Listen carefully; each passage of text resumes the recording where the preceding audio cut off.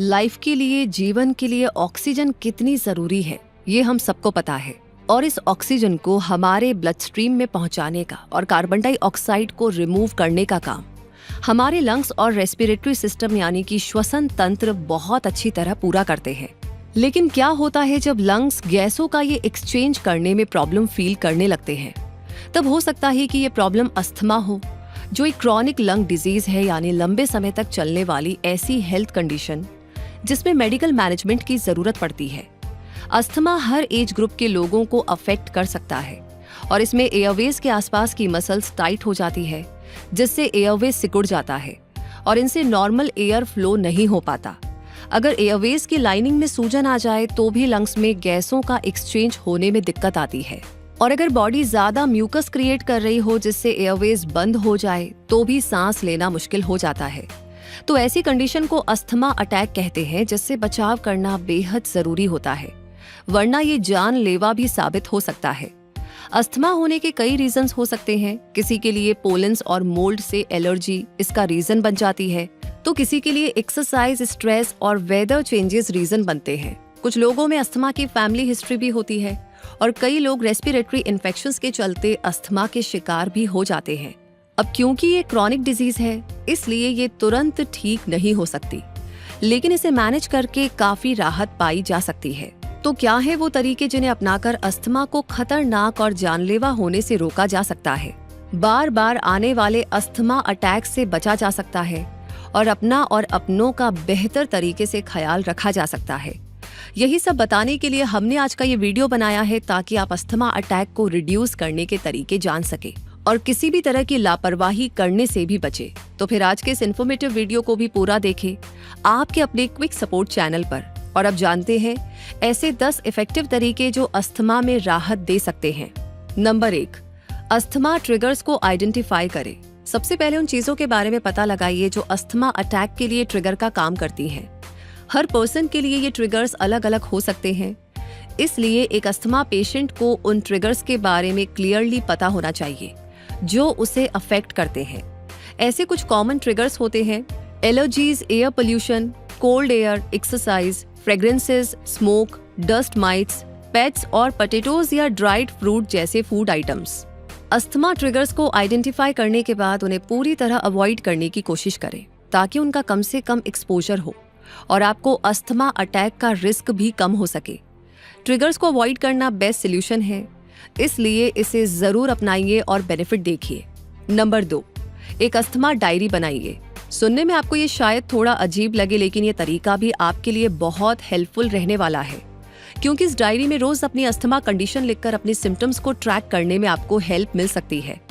इसलिए ऐसी एक डायरी जरूर बनाइए और उसमें लिखिए रोज ली जाने वाली वो डोजेस जो लॉन्ग टर्म से ले रहे हैं और वो मेडिसिन भी जो आपको क्विक रिलीफ देती है।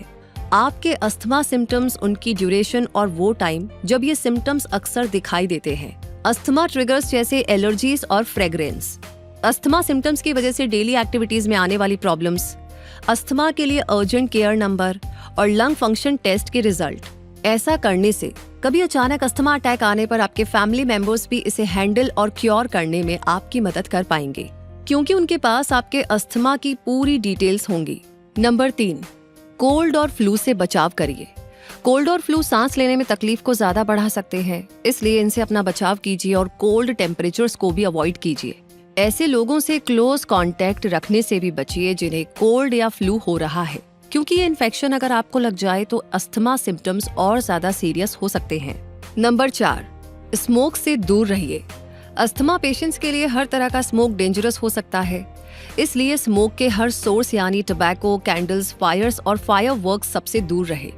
स्मोकिंग जोन से भी दूरी बनाइए और सिगरेट पीने जैसी आदतों को तुरंत क्विट कीजिए, क्योंकि ये स्मोक और स्मोकिंग अस्थमा को और ज्यादा सीरियस बना देते हैं। इससे अस्थमा अटैक बढ़ सकते हैं और अस्थमा मेडिकेशन से मिलने वाले बेनिफिट्स भी कम हो सकते हैं। नंबर 5, अपने आस-पास सफाई रखिए। अपने घर और वर्किंग एरियाज को क्लीन रखना बेहद जरूरी है, ताकि वो एलर्जी प्रूफ रह सके और अस्थमा अटैक के चांसेस कम हो सके।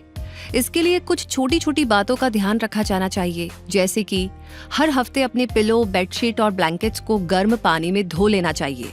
अपने रूम्स में कारपेट नहीं रखने चाहिए क्योंकि वो बहुत ज्यादा डस्ट कैच करते हैं। घर को पेस्ट फ्री रखने के लिए किचन, डाइनिंग टेबल, रूम्स और अदर एरियाज की क्लीनिंग करते रहना चाहिए।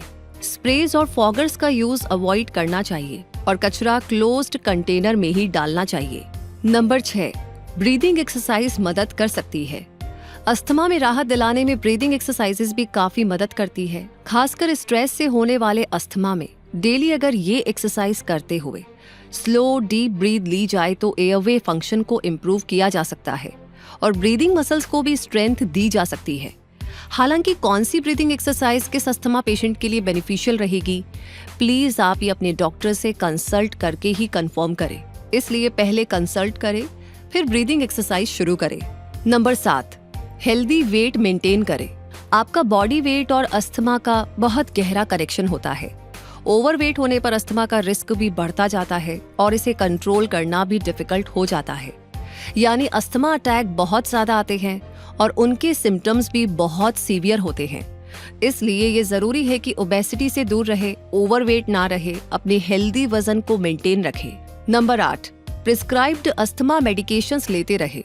लॉन्ग टर्म अस्थमा मेडिकेशंस इसके सिम्टम्स और अटैक्स को प्रिवेंट करने का काम करती है। इसलिए डॉक्टर के प्रिस्क्रिप्शन के अकॉर्डिंग इन्हें रेगुलर लेना जरूरी होता है।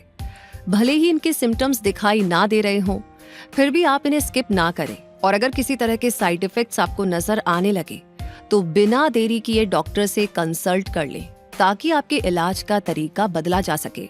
नंबर 9, अपना अस्थमा एक्शन प्लान फॉलो करते रहे। अस्थमा एक्शन प्लान डॉक्टर के द्वारा बनाए गए इंस्ट्रक्शन मैनुअल जैसा होता है ताकि अस्थमा पेशेंट और उसकी फैमिली अस्थमा को मैनेज कर सके। इसका गोल अस्थमा इमरजेंसीज को अवॉइड करना है। इस प्लान के जरिए ये पता चलता है कि कौन सी मेडिकेशंस यूज करनी है, कब करनी है और साथ ही इसमें अस्थमा सिम्टम्स के अर्ली वार्निंग साइंस की लिस्ट, उसके अकॉर्डिंग मेडिसिन का यूज और इमरजेंसी केयर की जरूरत के बारे में बताया जाता है। इस एक्शन प्लान में अस्थमा पेशेंट का नाम और फैमिली कॉन्टैक्ट इन्फॉर्मेशन तो होनी ही चाहिए। साथ ही रिलेटेड डॉक्टर का नाम और कॉन्टैक्ट नंबर भी जरूर होना चाहिए। इस एक्शन प्लान को ट्रैफिक लाइट फॉर्मेट में डिवाइड किया जाता है, यानी ग्रीन, येलो और रेड कलर्स के जरिए अस्थमा सिम्टम्स बताए जाते हैं। ग्रीन का मतलब अस्थमा पेशेंट अच्छा महसूस कर रहे हैं और इन दिनों में उनका एवरीडे प्लान फॉलो किया जाए। येलो का मतलब सावधानी की जरूरत है, यानी इन दिनों में अस्थमा पेशेंट को ज्यादा बेहतर फील नहीं हो रहा होता है, थोड़ी सी अनईजीनेस होती है। तो ऐसे टाइम में ग्रीन जोन को तो पूरा फॉलो करना होता है, लेकिन कुछ और ऑप्शंस भी अप्लाई करने जरूरी होते हैं ताकि सिम्टम्स ज्यादा खराब ना हो जाए। और रेड जोन का मतलब है डेंजर और ये अर्जेंट सिचुएशन होती है जिसमें अस्थमा पेशेंट को तुरंत मेडिकेशन और मेडिकल अटेंशन की जरूरत होती है ताकि सिम्टम्स और बिगड़ने से पहले हालत सुधारी जा सके।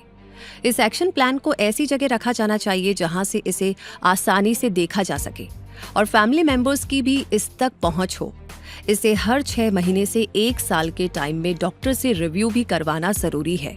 Number 10, at home lung test use करें। अस्थमा पेशेंट के लंग्स की वर्किंग को जानने के लिए लंग फंक्शन टेस्ट किया जाता है।